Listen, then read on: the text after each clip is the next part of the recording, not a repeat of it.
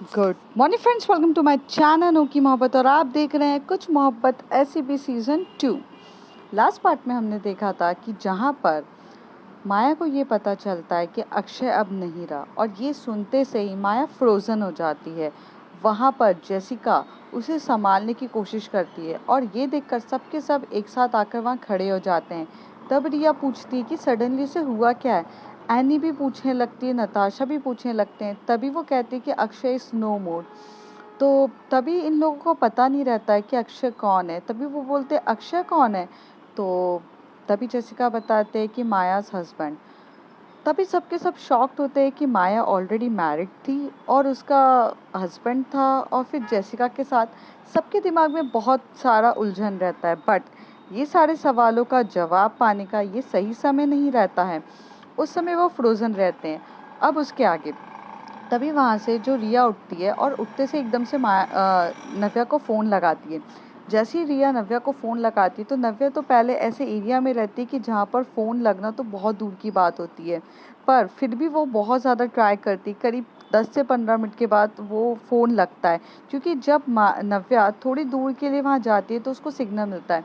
तभी वो उसको हर चीज़ बताती है कि सुनो, माया हस्बैंड इज़ नो मोर। तो वो कहती है कि पता चला मुझे। तो वो कहती है यार, तो ये कैसे माया का हस्बैंड है, मुझे तो कुछ भी नहीं पता। तभी नव्या कहती है रिलैक्स रिलैक्स, पैनिक होने की ज़रूरत नहीं है रिया। कुछ सवालों के जवाब है जो मैं तुम्हें खुद मिलकर दूंगी। अभी फ़िलहाल मुझे वहाँ पे वापस आना पड़ेगा, और ये शायद मिशन भी अबॉर्ट करना बहुत ज़्यादा ज़रूरी है। ये अभी अबॉर्ट के लिए मैं आलिया को कह रही हूँ। हमें यहाँ से निकलना होगा, और अभी इस समय माया को हमारी ज़रूरत है। तो कहती कि हमें क्या करना है। कहती है माया को अक्षय के पास तो लेके ही जाना पड़ेगा ना। तो कहती कहाँ है अक्षय। तो कहती है दिल्ली में है। सुनो, मैं सारे अरेंजमेंट्स करा रही हूँ, यहाँ से तुम प्राइवेट हेलीकॉप्टर से चले जाना सबके सब। और सुनो, सारे बॉडीगार्ड्स भी जाएंगे, सबके सब जाएंगे, और तुम लोगों को जाना ज़रूरी है। कोई भी यहाँ पे नहीं रुकेगा जब तक हम नहीं आ जाते। तो वो कहती है ओके फाइन। यहाँ से जो रहती है नव्या, वो जाती है आगे और जॉश को बोलती है कि हमें यहाँ से जाना पड़ेगा, आलिया को बोलो अबॉर्ट करे ये चीज़ें। जैसे आलिया ये सारी चीज़ें को सुनती है, तो वो पहले तो शॉक्ड होती है कि अली ये सारी बातें मुझसे क्यों कह रहा है। क्योंकि यहाँ पर जो आलिया रहती है वो अली की बातों को सुन रही रहती है। उसे तो पता भी नहीं रहता है कि बाहर हो क्या रहा है। तो अली उसे बहुत ज़्यादा इंटरेस्ट दिखाने लगता है। अली को एक्चुअल में बहुत ज़्यादा पसंद आती है आलिया, बिकॉज़ इतनी हॉट एंड सेक्सी के साथ साथ उसके काम की बंदी उसे मिल रही है। तो अली तो अट्रैक्ट होना ही था। यहाँ पर जैसी थोड़ी देर तक काम करने के बाद एक लिंक आती है, जिस लिंक के लिए पॉपअप आता है। वो बोलता है कि तुम्हारे मोबाइल पे पॉपअप आ रही है, तुम्हारा तो फ़ोन कनेक्ट नहीं हो सकता है। तो वो कहती है कि क्यों नहीं हो सकता है कनेक्ट, तुम्हारे वाईफाई से कनेक्ट किया है मैंने, और क्यों ना चल रहा हूँ अपने पर्सनल काम, तुम होते कौन हो मुझे रोकने वाले। तो कहते तुम्हें पता है नहीं, यहाँ पर्सनल काम करना अलाउ नहीं है। वही मेरा फ़ोन ही है। तो तभी वहाँ पर एक मैसेज आता है कि तुम्हारे पापा जी की बहुत ज़्यादा तबीयत ख़राब है, तुम घर आ जाओ। तो क्योंकि ये चीज़ें बहुत अच्छे से पता रहती कि अली उसका फ़ोन को ट्रैप या चेक तो ज़रूर करेगा।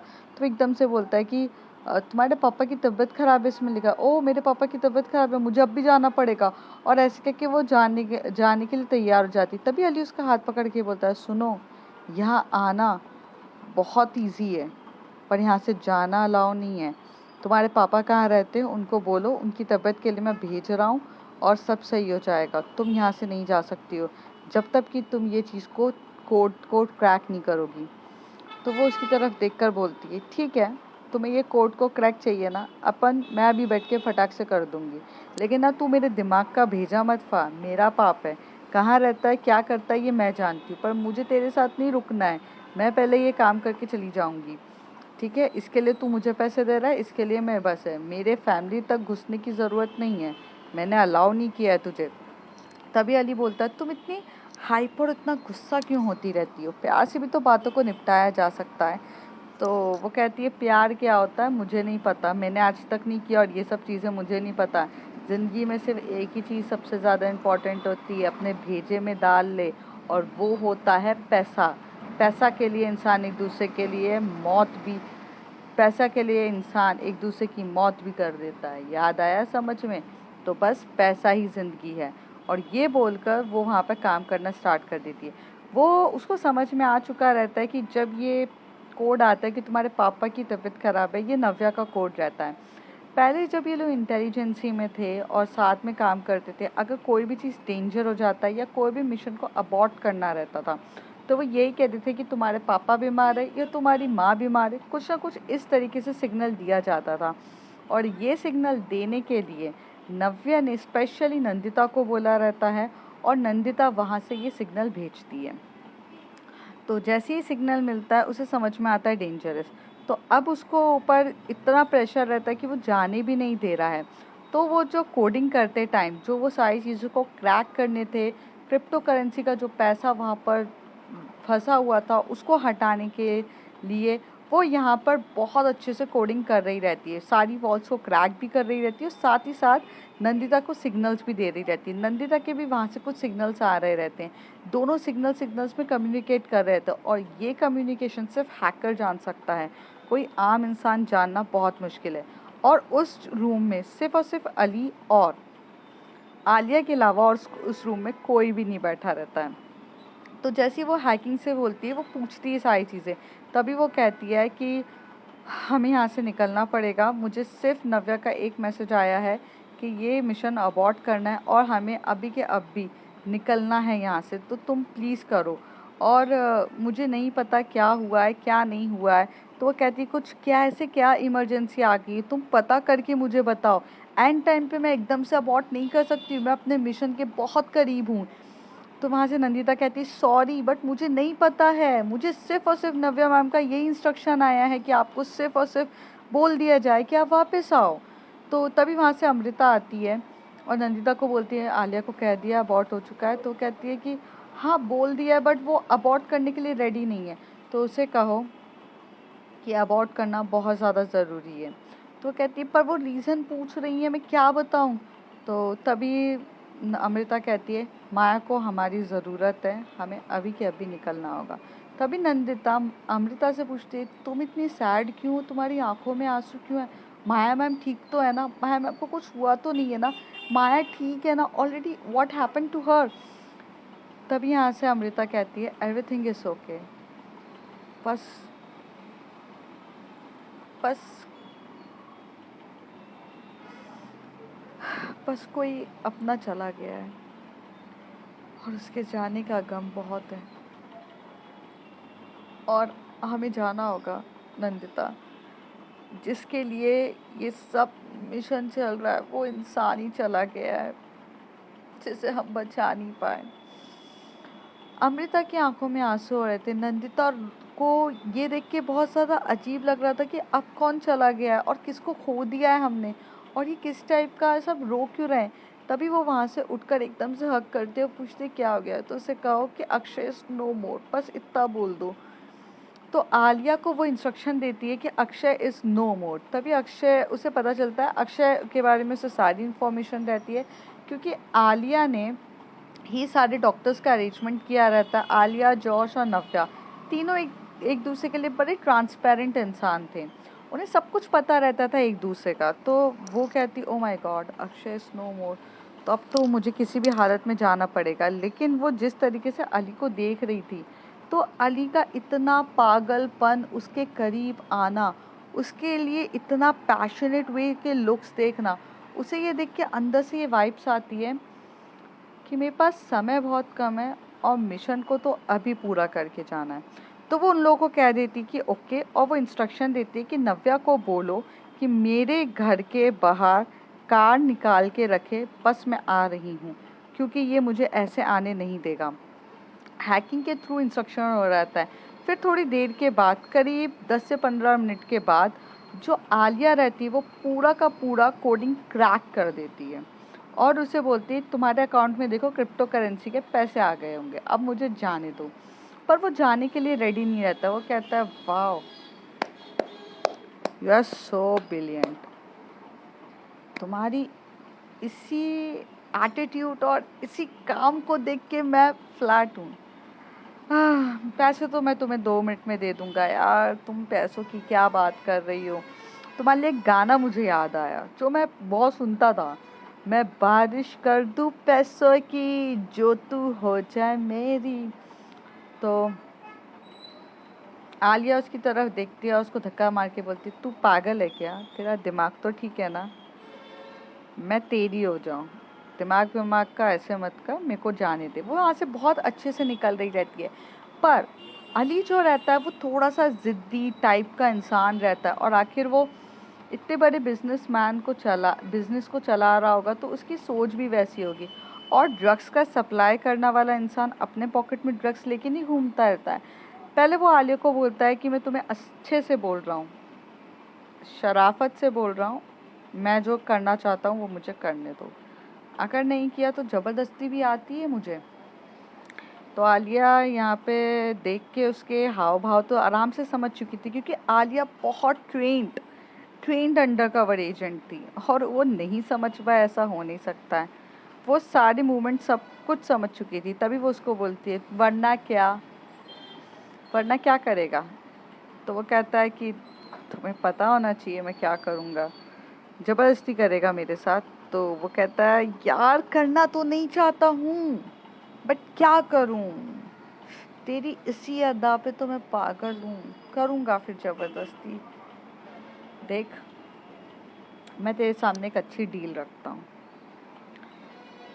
मेरे लिए ऐसी हैकिंग करती रहे, तुझे पूरी दुनिया की प्रॉपर्टी क्या चाहिए वो सब ला कर दूँगा, जो तेरा मन करेगा, किसी भी चीज़ के लिए मना नहीं है, जो तू चाहेगा, जो तू चाहेगी वो तुझे दूँगा, बस शादी कर ले मुझसे। तो कहती है अच्छा, मुझे लगा तू बस मेरे को ऐसे ही घुमाने फिराने वाला बोल रहा है, अरे तू शादी के लिए बोल रहा है। तो कहता है हाँ, मैं तुझसे शादी करना चाहता हूँ। तो कहती बिल्कुल, मैं तो शादी के लिए रेडी हूँ, जब तू बोले मैं तब तुझसे शादी करने के लिए रेडी हूँ, मैं तो कर लूँगी। तो वह कहता है पक्का, तू आज ही शादी करेगी मुझसे, अभी के अभी।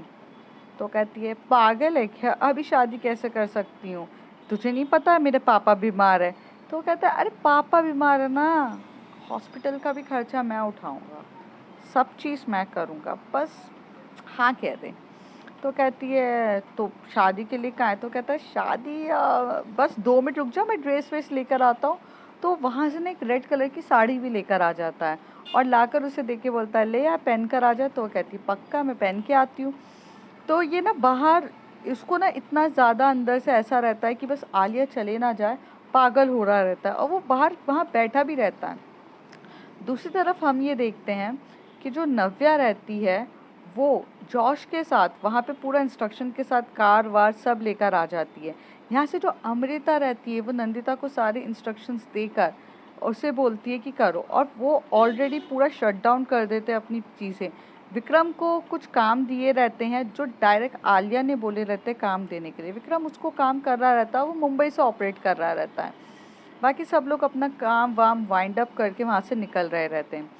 नव्या ने ये बोला था कि तुम लोग यहाँ से डायरेक्ट निकलोगे दिल्ली के लिए, और वो लोग निकल जाते हैं, और जॉर्ज की जो सिक्योरिटीज़ रहती है वो भी उनके साथ ट्रैवल कर रही रहती है।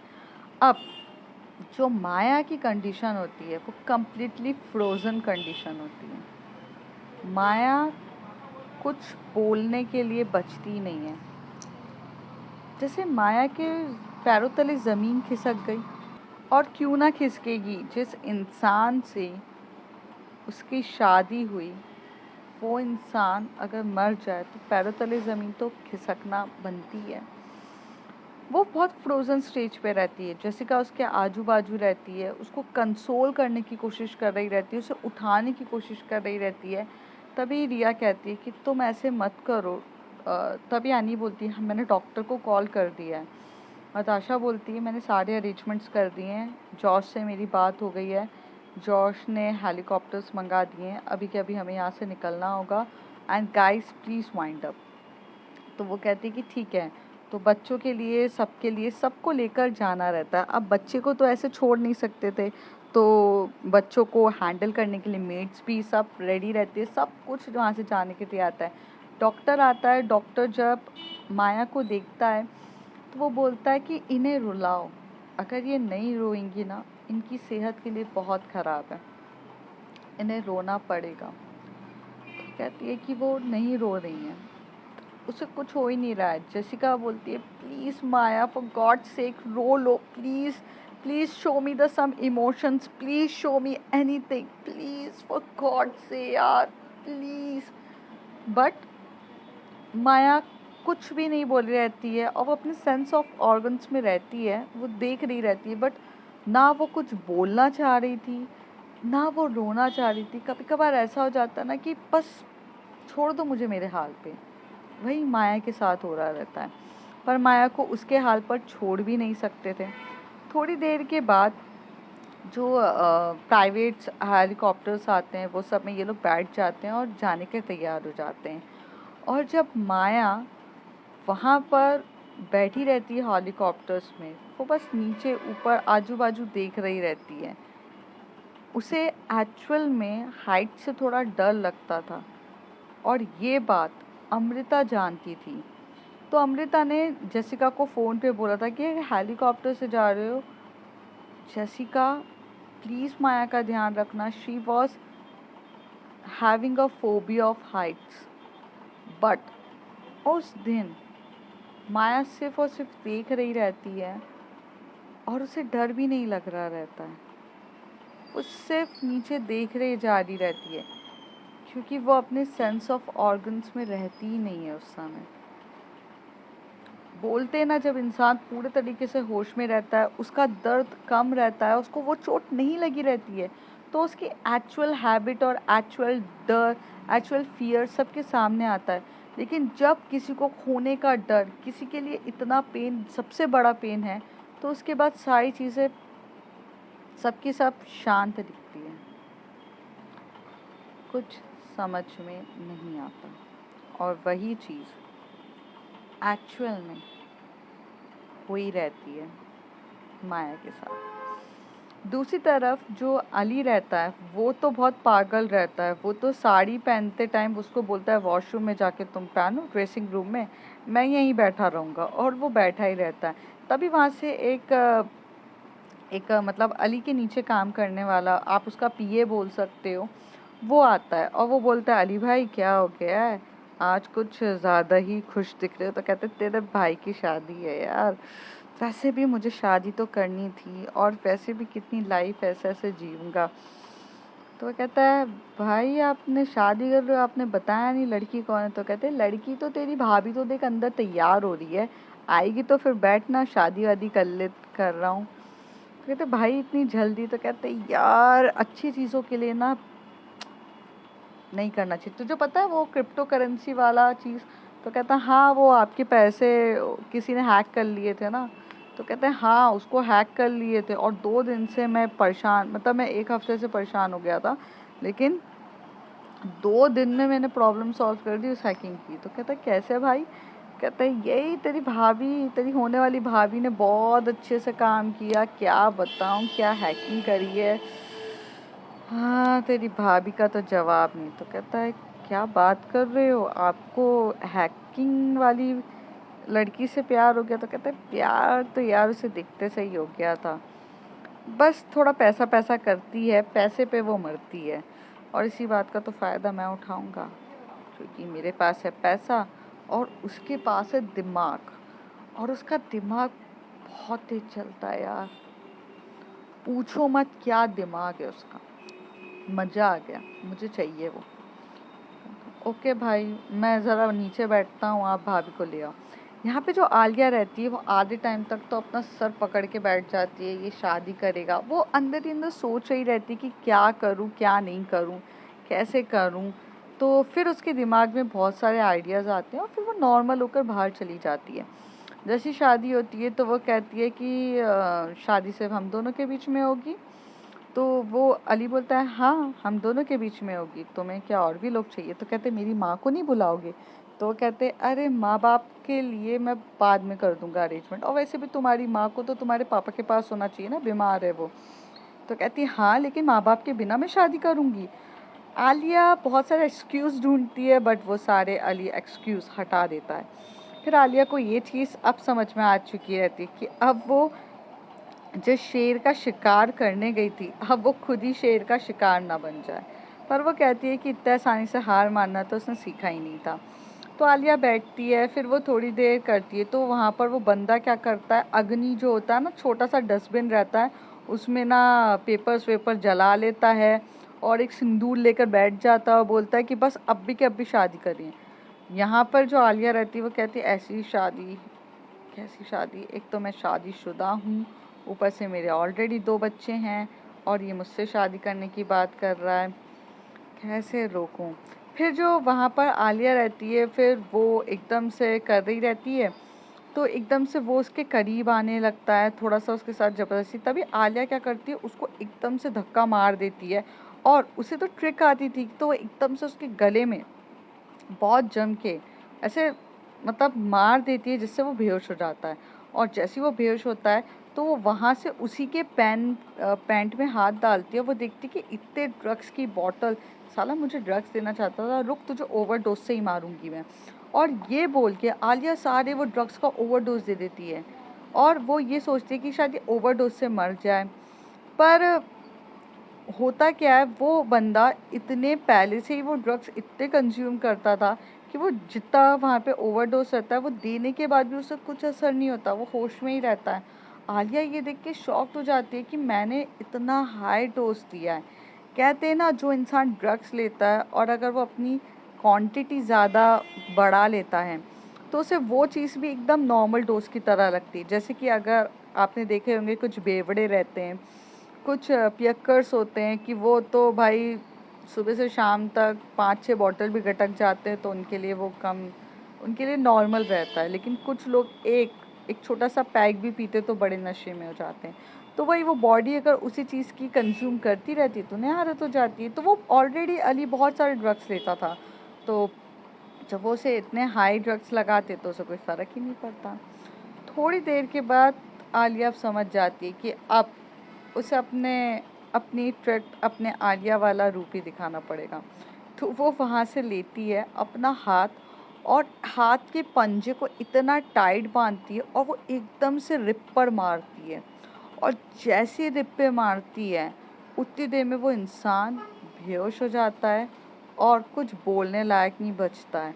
उतनी देर में वो वहाँ से निकलती है, साड़ी वाड़ी को सही करती है और निकलती है। हुआ ये रहता है, जो आलिया को पता रहता है कि अगर वो जिस साइड के रिप पे मारेगी, उसकी हड्डी टूट कर एकदम जो हमारा हार्ट होता है वहाँ पर जाके एकदम टकरा जाएगी, जिससे हार्ट पंपिंग करना बंद कर देगा। और वो वही होता है, रिप की हड्डी हार्ट में जाके अटक जाती है, मतलब वीन्स में अटक जाती है, तो ब्लड का सर्कुलेशन जैसे कम हुआ, हार्ट अटैक आ गया उसे, और हार्ट अटैक आया तो वो मर गया। तो उतनी देर में वो वहाँ से निकलती है और भागते हुए जा रही रहती है। जैसे ही वो भागते हुए जाती है, उतनी देर में बॉडीगार्ड्स देख लेते हैं, तो वो कहते हैं कि छोड़ो, जो साइड में हटो, मुझे जाना है। तो वो कहते कि रुकिए, सर ने मुझे इंस्ट्रक्शन नहीं दिए। तो कहते तुम्हारे सर ऊपर जाके बैठे हैं, जाकर पूछ कर आओ। तो उसमें से एक बॉडीगार्ड बोलता है कि मैं यहीं पर रुकता हूँ, तू जाकर पूछ कर आ। तो वो जा रही थी, तभी वो ये बोलते कि ऊपर जाएगा उसे तो मरा हुआ ही पाएगा। तो ये क्या करती है, अपनी साड़ी को थोड़ा अच्छे से बांधती है और जम के बॉडीगार्ड के टकले पे मारती है। और उसका जो सर होता है ना, वो वो थोड़ा सा टकला ही रहता है बॉडीगार्ड, तो उसके सर पे मारती है और इतनी जम के मारती है उसको, बहुत जम के मारती है। उसे कहती है कि सुन, जिंदा रहना चाहता है तो दूर रह मुझसे, वरना मुझे मारना भी आता है। तुम्हारा ऊपर बॉस ऑलरेडी मरा पड़ा है, और अगर तुम चाहते हो कि तुम्हें भी मरना है तो मुझे कोई इशू नहीं है। तो याद रखना ये चेहरे को, आगे जाके तुम्हारा बड़ा बॉस को भी तुम्हें मुझे ही बताना है। और ये बोल के उसको इतने जम के हाथ पे मारती है कि वो खड़े होके उसको रिवर्ट बैक मारने के लिए तैयार नहीं रहता, लेकिन वो जान से नहीं मारती है। आलिया वहाँ से पीछे मुड़ती है, फिर वो पीछे का जो बैक साइड पे वो लोग जहाँ पहले मिले थे, मतलब बंगले के बैक साइड पे, वो बैक साइड पे जाती है, वहाँ से कूदती है बहुत जम के छलांग, तो उसकी साड़ी फट जाती है। फिर वो कहती है फटने दो, क्योंकि अंदर उसने एक्चुअल में पैंट पहना रहता है, और फिर उसकी पूरी साड़ी फट जाती है।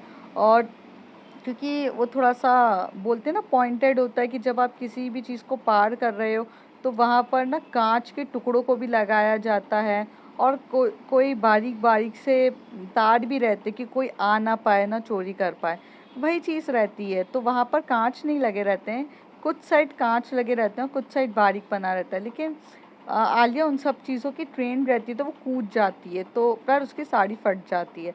साड़ी फटती है तो सिर्फ वो अब ब्लाउज और एक पैंट में रहती है। तभी जॉश अपना फटाक से जैकेट उतारता है और आलिया को देता है। तो क्योंकि एक बीइंग अ डिसेंट बॉय और बीइंग अ जेंटल पर्सन, कोई भी इंसान लड़की को इस नज़रिए से या इस तरीके से नहीं देखना चाहेगा। वो जैकेट ऑन करती है, उतनी देर में वहाँ के जो बहुत सारे लड़के होते हैं पूरे के पूरे आलिया और नव्या के पीछे पड़ जाते हैं। ऐसी स्पीड में गाड़ी चला के ऐसे भाग रहे रहते हैं। और अब तो उनका यही रहता है कि बस अब तो मारना ही है, मारना ही है, धड़ाधड़, मतलब ऐसे हाई स्पीड में गाड़ी चला के कर रहे थे। ये लोग भी स्पीड में चलाते, तभी जो जॉश रहता है वो गाड़ी चला रहा रहता है। नव्या आलिया को एकदम से बंदूक देती है और दोनों बंदूक रहते हैं, दोनों उसको भरते हैं। फिर वो वहाँ से उन लोगों के ऊपर भी फायरिंग हो रही रहती है, इनके ऊपर भी फायरिंग हो रही रहती है। तो ये जो फायरिंग करते टाइम क्या बोलते हैं, क्या करना है, तो कहते हैं कि कुछ नहीं करना है, हमारे पास इतनी पिस्तौल नहीं है और जितने उन लोगों के पास हथियार है उतने हमारे पास नहीं है आलिया, और हमारे पास इतना भी टाइम नहीं कि हम एक एक से लड़ें। तो आलिया बोलती है तो क्या, तो कहती है बस गाड़ी के टायर को पंचर करो और कुछ नहीं। नव्या ये बोल देती है आलिया को। तो आलिया जाके गाड़ी के टायर दोनों बहुत स्मार्ट से एक ही टाइम पे दोनों की बुलेट्स जो रहती है वो टायर को टच करती है। और फिर पीछे 5 गाड़ी रहती है तो 5 गाड़ी के बुलेट्स करते हैं। फिर मतलब एक पिस्तौल में 6 बंदूक रहती है, जिसमें से एक और ये दोनों एक एक सेव करते हैं दोनों अपने पास, और इमरजेंसी में कभी मारने के लिए। और वहाँ से जॉश इतनी स्पीड में गाड़ी लेकर चले जाता है। ये लोग भागते हुए जाते हैं एयरपोर्ट के रोड की तरफ, और वहाँ पर ऑलरेडी जो जॉश ने लोगों के इंस्ट्रक्शंस रहते हैं उसमें उन्होंने पासपोर्ट्स वगैरह, टिकट्स वगैरह सब अवेलेबल करी रहती है। वैसे अगर आप इंटरनल ट्रांसफ़र कर रहे हो तो आपको पासपोर्ट की ज़रूरत नहीं पड़ती, तो उससे टिकट्स लेके रखे रहते हैं।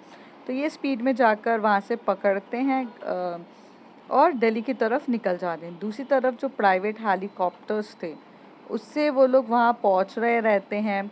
तो यहाँ पर ऑलरेडी बहुत से लोगों को ये चीज़ पता चल चुकी रहती है। जो गुंडे एक्चुअल में माया और इन लोगों के पीछे लगे रहते हैं उनको ये चीज़ अभी पता चलती है कि अली भाई का भी मर्डर हो चुका है, और अली भाई का मर्डर किया है वो तो किसी और ने किया। तो ये लोग बोलते हैं कि ऑलरेडी माया और माया की टीम तो यहीं बैठी हुई है, तो ये नहीं किया। तब इनको पता चलता है कि हम जिस इंसान के पीछे भाग रहे हैं वो तो बेवकूफ़ों की तरह हम इनके पीछे हैं, और एक्चुअल में मर्डर तो किसी और ने कर दिया। उन्हें ये नहीं पता रहता कि नव्या की टीम और माया की टीम दोनों एक दूसरे के साथ मिली हुई है। उन्हें लगता है कि भाई ये कोई और ही लोग हैं, तो वो लोग वहाँ से छोड़ देते हैं माया को। जब माया एक्चुअल में दिल्ली लैंड होती है और वो सब चीज़ें अपने साथ देख रही रहती है, वो बहुत टूट जाती है। माया बहुत टूटने लगती है, उसे समझ में ही नहीं आ रहा रहता कि क्या। जेसिका भी मतलब एक बोलते ना अंदर से कि माया को इस कंडीशन में नहीं देख रहती है। नव्या भी रहती है, वो स्पीड में पहुंचती है। फिर एक टाइम आता है जहाँ सबके सब पहुंच चुके रहते हैं और अंतिम संस्कार किया जा रहा रहता है अक्षय का। अक्षय का जब अंतिम संस्कार किया जा रहा रहता है तो माया के फेस पे सेम एक्सप्रेशन रहते हैं, वो किसी को कुछ भी नहीं बोल रही रहती है। नव्या भी एक्चुअल में जब अंतिम संस्कार जहाँ हो रहा रहता है वो वहाँ पहुँचती है, जिसे शमशान घाट कहा जाता है, वो वहाँ पहुँचती है। और उससे पहले तक तो सब पहुँच चुके रहते हैं। जो एनी रहती है, रिया रहती है और नताशा रहती है, ये तीनों नहीं जाते हैं। उसका रीज़न ये रहता है कि बच्चे रहते हैं उनके, और ऐसी जगह पर वो जाना प्रेफर नहीं करते हैं। तो सिर्फ माया और जेसिका, अमृता और नंदिता, वही 4 लोग रहते हैं। फिर नव्या, जॉश और आलिया पहुंचते हैं। जैसे ही वो पहुंचते हैं तो पूरा अंतिम संस्कार हो चुका रहता है। तो माया जो रहती है वो एकदम से नव्या को देखती है और वो बस देख के अपनी आंखों की नज़रों से कह रही रहती है कि मैं नहीं बचा पाई।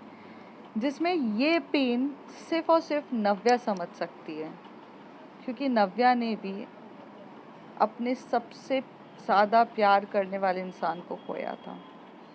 नव्या और माया की कंडीशन एक जैसी रहती है। दोनों वो पेन बहुत अच्छे से समझ सकते हैं और उस समय माया को एक ऐसे इंसान की ज़रूरत थी कि जो उसे सतावना या जो ये बोले कि मैं तुम्हें समझता हूँ, वो नहीं चाहिए था। जो वो चीज़ समझ चुका है, उसे वो इंसान की सबसे ज़्यादा ज़रूरत थी। और जब माया नव्या को देखती है तो उसकी आंखों में से आंसू निकलते हैं। जसिका ये देख के थोड़ी शॉक्ड होती है और जेलस भी होती है कि वो इतने टाइम से बोल रही थी पर नहीं हुआ। पर नव्या को देखकर उसकी आंखों में, क्योंकि नव्या की आंखों में बहुत आंसू थे, क्योंकि नव्या भी वो पेन फील कर रही थी जो उसने रौनक के टाइम पर वो फेस किए थे। शायद से कहते ना, जब ऐसा सिचुएशन देखते हैं तो फ्लैशबैक रिकॉल हो जाता है, वही चीज़ हो रही रहती है। और ये दोनों एक दूसरे को देखकर समझ रहे थे। तो अब फ्रेंड्स, होता है क्या, कैसे होगा, क्या सिचुएशन होगी, कौन कैसे किसको हैंडल करेगा, बहुत देखना बाकी है। जानेंगे हम अगले कुछ एपिसोड्स में। तब तक के लिए bye bye, take care. And if you like my story, like, share and subscribe.